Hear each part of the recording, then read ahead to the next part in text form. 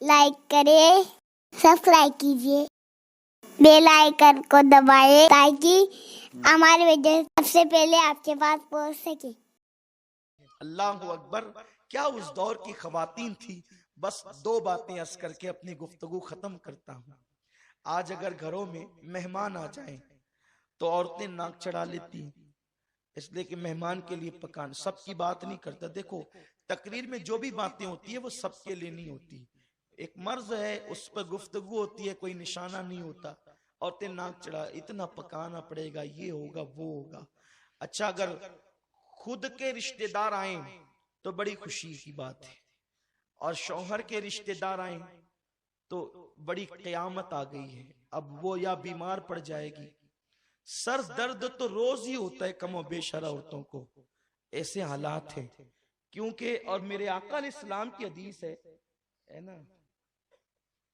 आप हंस रहे हैं, मुझे अजीब लग रहा है। एक बार दुरूद शरीफ पढ़ लें आप। अल्लाहुम्मा सल्ली व सल्लिम व बारिक अला मुहम्मद व अला आले सय्यदना मुहम्मद सलातो व सलाम अलैका या रसूलल्लाह। असल में कैप्टन साहब इसलिए हंस रहे हैं कि उनको यूं लग रहा है कि मेरे तजर्बात ये काली दाढ़ी वाला लड़का कैसे बयान कर रहा है। तो मैं उनको बता दूं कि ये आप ही की दुआओं की बरकतें हैं। इसलिए कि इस उम्र में इतने तजर्बात नहीं होते, लेकिन अगर किसी सफेद दाढ़ी वाले की दुआ लग जाए तो काली दाढ़ी में भी इतने तजर्बात आ जाते हैं। ये किताबों से नहीं आते, ये दुआओं से आते हैं। ये मेहनत से नहीं आते, ये दुआओं से आते हैं। इसकी बड़ी बरकतें नसीब होती है। अल्लाह आप सबको भी इसकी बरकतों से मालामाल फरमाए, हमको भी मालामाल फरमाए। और हम तो बस एक दर्द दिल लेकर आपके सामने आए हैं, और आपके सामने कुछ बातें इसलिए पेश कर रहे हैं कि हमारे शहर की इस्लाह हो। हमारा शहर गुंबदो मीनार का शहर कहलाता है, फिर भी बदनाम है। अखबारात में जब हमारे शहर के नाम से कोई रिपोर्ट छपती है और उसमें गलत बातें होती है तो चेहरा छुपाने को दिल चाहता है कि क्या मुंह लेकर लोगों के दरमियान जाएं कि मुसलमानों की अक्सरियत का, बल्कि गैर मुस्लिम तो हंसते हैं कि ये मुसलमान जहां ज्यादा होते हैं वहां खुराफात भी ज्यादा होते हैं। मुसलमानों ऐसा माशरा तश्कील दो कि तुम्हें देख करके लोग पुकार उठे कि जब आज के दौर वालों का हाल ये है तो मदीने वाले मुस्तफा के माशरे का हाल क्या होगा। इसलिए माहौल बनाए। औरतें फर्क करती है ससुराली रिश्ते में और अपने रिश्ते में। अगर औरत ससुराल वालों को भी अपना ही समझे तो मैं समझता हूं कि बहुत 80% झगड़े खत्म हो जाएंगे। 80% झगड़े। औरतों को सबसे ज्यादा दुख और तकलीफ और परेशानी सास से होती है। उनके लिए सबसे तकलीफ देजात अक्सर सास होती है। लेकिन अगर औरतें ये समझे कि ये सास अगर ना होती तो मेरा शौहर कहां से आता। सास ही के सदके में तो शौहर मिला है, उसी के बेटे का नाम शौहर है ना। लेकिन औरतें बहुत छोटे दिमाग से काम लेती है। उनको समझना चाहिए कि सास भी आपकी माँ की जगह है।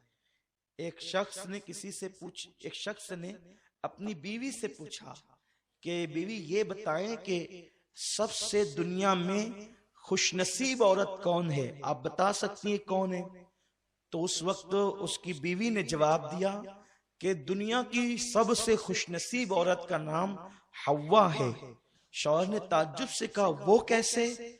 तो बीवी ने कहा इसलिए कि हव्वा की कोई सास नहीं थी, इसलिए वो सबसे खुशनसीब बीवी है कि जब उनके यहाँ सास ही नहीं थी तो कोई तकलीफ ही नहीं थी।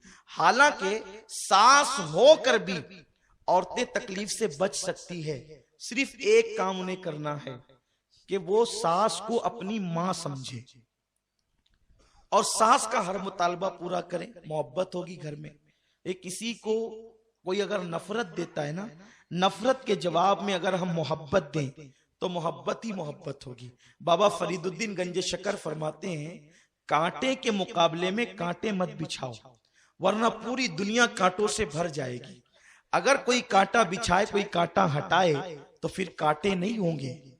यहां एक बात मुझे याद आती है अपनी गुफ्तगू आगे बढ़ाने से पहले। एक लड़की अपनी सास के जुल्म से तंग आ गई, इसलिए कि अक्सर सास का भी मिजाज होता है कि वो अपनी बहू को बहुत दुख देती है, तकलीफ देती है। लेकिन मैं जो सास यहाँ मौजूद है, जो मेरी बूढ़ी माएं बहनें यहाँ मौजूद है जो सास बन चुकी है, जो अपनी बहू को तकलीफ देती है, मैं उनसे सिर्फ इतना कहना चाहता हूं कि अगर उस तेरी बहू की जगह तेरी बेटी होती तो क्या तू उसके साथ भी ऐसा ही करती? वो तेरी बेटी ही की जगह तो है।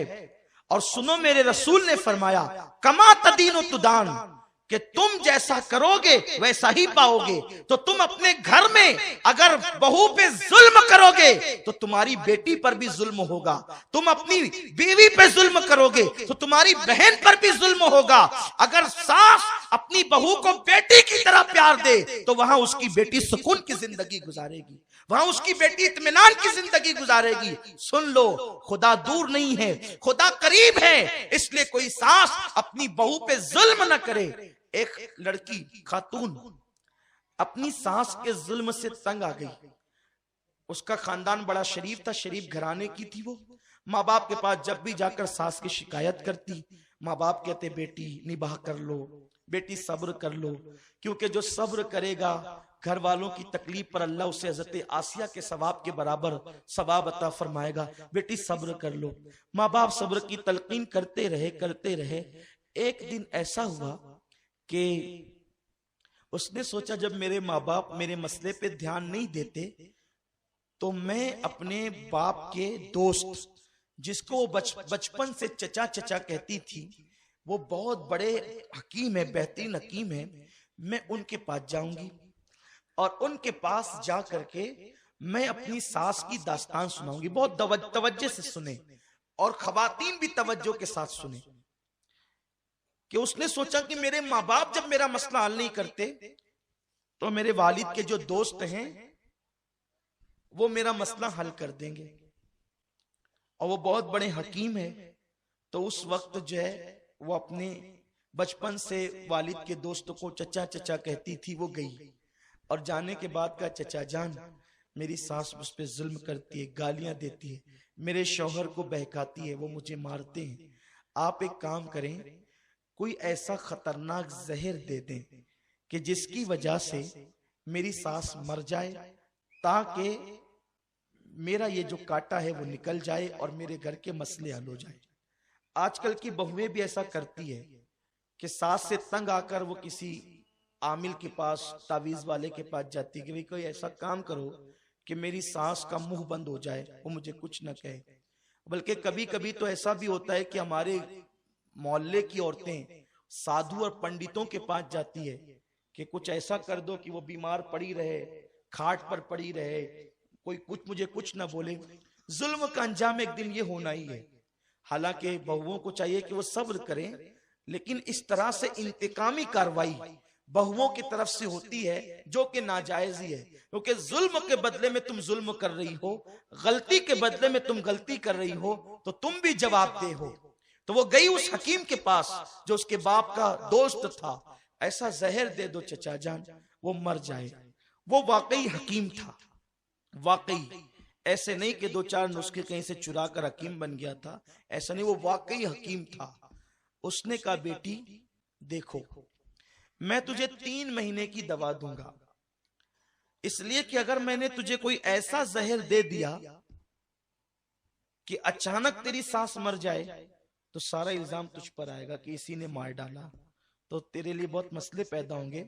मैं तुझे स्लो पॉइजन, यानी ऐसा जहर देता हूं कि जो धीरे धीरे असर करेगा और 3 महीने तक तेरी सास मर जाएगी।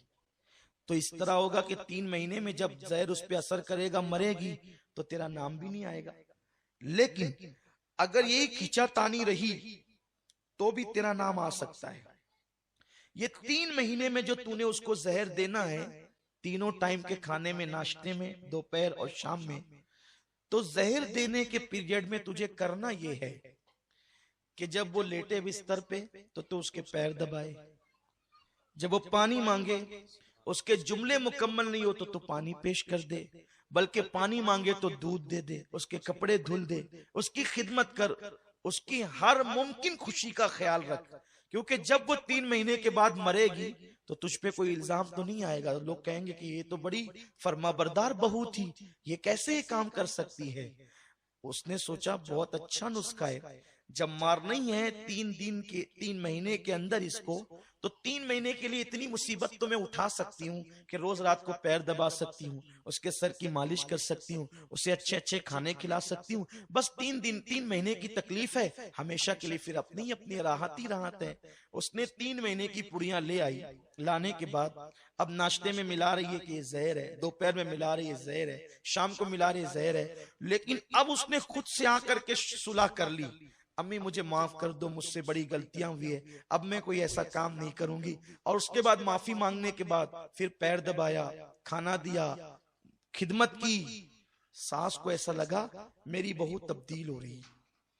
अभी 1 महीने से कुछ ज्यादा या कम दिन गुजरे थे तो सास बहू में ऐसी मोहब्बत पैदा हो गई जैसे माँ और बेटी। क्योंकि जब सास को खिदमत मिलने लगी तो इसको यूं लगा कि ये तो मेरी खिदमत गुजार है। और बहू को जब गालियां नहीं मिली, उसके शौहर को बहकाया नहीं गया, तो इसको लगा मेरी सास तो बड़ी अच्छी हो गई। तो इसको गलती का एहसास हुआ कि मैंने तो 1 महीने से ज्यादा की पुड़ियां अपनी सास को खिला दी है, अब ये तो 3 महीने के अंदर अंदर मर जाएगी। हाय मेरे घर की रोशनी चली जाएगी, मेरे घर का बुजुर्ग चला जाएगा, मेरे घर की तजुर्बाकार शख्सियत चली जाएगी। तो वो रोते धोते उस हकीम के पास पहुंची, चचा जान एहसान करें कि वो मेरी सास को मैंने 1 महीने से ज्यादा जहर की पुड़ियां तो खिला दी है, अब वो मरने वाली है, चंद दिनों में वो मर जाएगी। मेरी सास बड़ी अच्छी है, वो मुझे बड़ा प्यार देती है, बड़ी मोहब्बत देती है, वो झगड़े सब मोहब्बतों में तकसीम हो चुके, तब्दील हो चुके हैं। चचा जान अब किसी तरह मेरी सास को बचा लीजिए, जितना जहर मैंने खिलाया है अब आगे की पुड़िया मैं फेंक देना चाहती हूँ और इस जहर का इलाज कराना चाहती हूँ, खुदारा मेरी सास को बचा लो। उस हकीम ने मुस्कुरा कर कहा, बेटी मैंने उसे जहर नहीं दिया था, बल्कि तेरी तसल्ली के लिए कुछ जड़ी बूटियों का पाउडर दिया था। मैं जानता था कि जब तू उसे प्यार देगी तो वो तुझे प्यार देगी और तेरे झगड़े मोहब्बतों में तब्दील हो जाएंगे। तो ऐ मेरे आका अलैहिस्सलाम की कनीजों, किसी आमिल का तावीज उतना काम नहीं करेगा तुम्हारे घर के झगड़ों के खात्मों के लिए जितना ये नुस्खा काम करेगा। तुम्हारी सास गाली देती है तो मुस्कुरा करके जब वो लेटे तो उसके पैर दबा दो, उसके कपड़े धुलने में तुम जल्दी करो, उसके काम करने में तुम जल्दी करो, उसकी दुआएं लो, फिर क्या होगा, फिर मोहब्बतों का माहौल होगा। याद रखें हम मोहब्बतों के माहौल के लिए अपना हक मांगने चले हैं, अपना हक छोड़ दो सब पर, अपना हक मत मांगो। लोग अपने हकों की तलफी करते हैं, अपनी हक तलफी लोगों को करने दो, हम पर क्या हक बनता है, हक अदा करते रहो। जब तुम लोगों का हक अदा करते रहोगे तो इंशाअल्लाह तबारक व तआला एक दिन वो आएगा कि लोग तुम्हारे हक अदा करेंगे, तुमसे मोहब्बत करेंगे। कमेंट शेयर जरूर करिए।